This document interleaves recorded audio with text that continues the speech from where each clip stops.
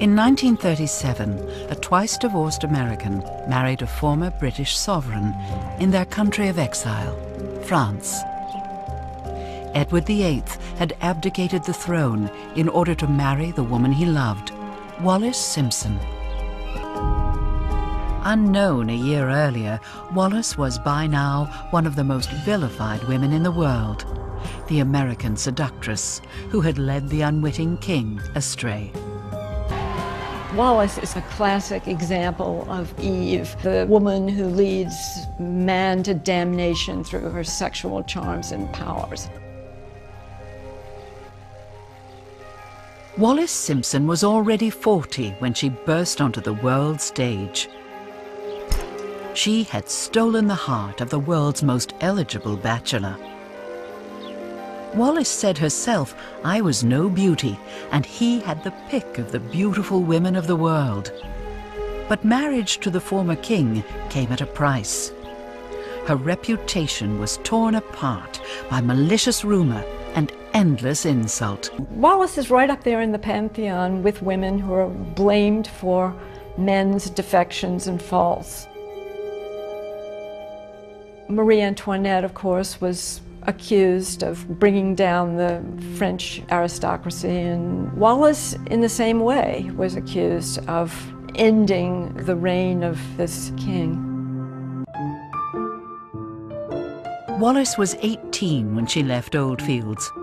Having honed her man-charming skills, she set out on her career in marriage. In Wallis's time, there was no other option.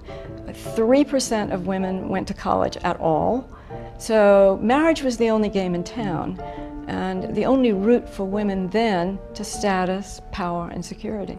Opportunity came when, in April 1916, Wallis accepted an invitation to stay with a cousin at the Pensacola Naval Air Station in Florida. There, she met pioneering naval pilot Earl Winfield Spencer, Jr. He was 8 years older than Wallis and a man of the world. At Christ Protestant Episcopal Church in Baltimore, Wally married an American naval officer, becoming Mrs. Earl Winfield Spencer. She left him, had no resources, no marketable skills at all. I think Wallis's break with Win was one of her finest hours. It was Christmas 1926, a year before her divorce was granted, that Wallis met her next husband, Anglo-American Ernest Simpson. He was an aesthete who loved art, history, and culture, and so forth. And she was a marvelous listener. So her attention must have been quite flattering, and he must have thought, oh, she's fascinated with what I'm doing. But there was a problem.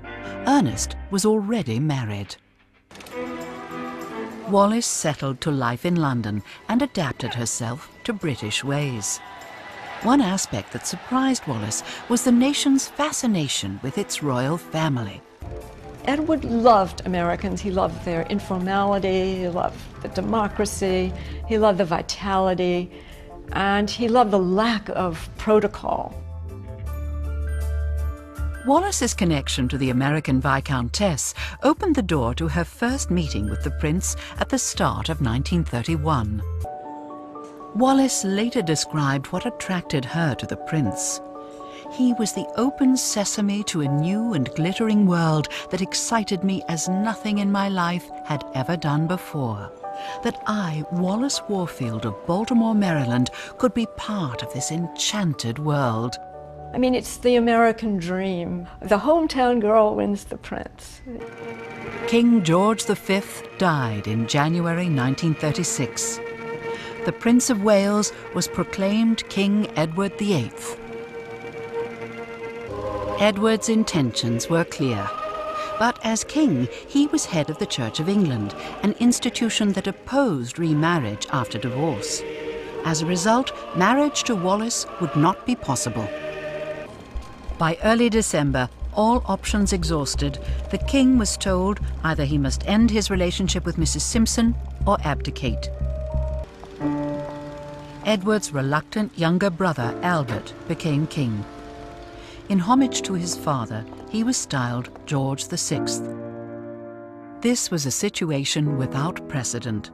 A new king proclaimed while the former monarch was still alive. Uncertain of how to proceed, Edward, now to be called the Duke of Windsor, agreed to go into exile for a minimum of 2 years.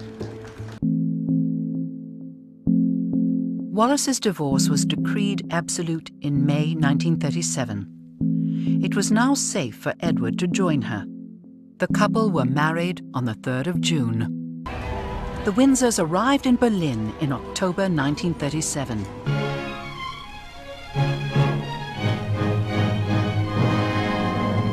The trip undoubtedly damaged the Duke and Duchess and gave rise to the notion that they were incipient Nazis.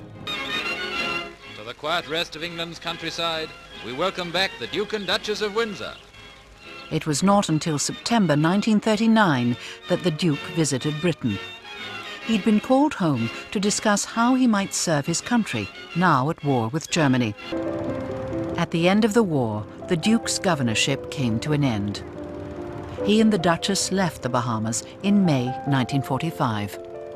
The Bahamas was supposed to be the low point in their career, and yet it proved a very strong bonding experience for both of them.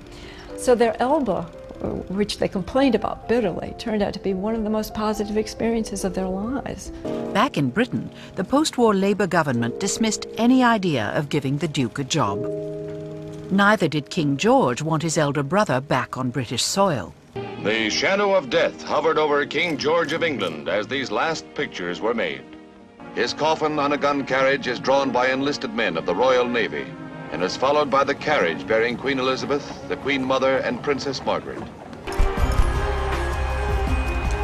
The greatest romance of the 20th century turned out to be a trap from which Wallis knew she could not escape.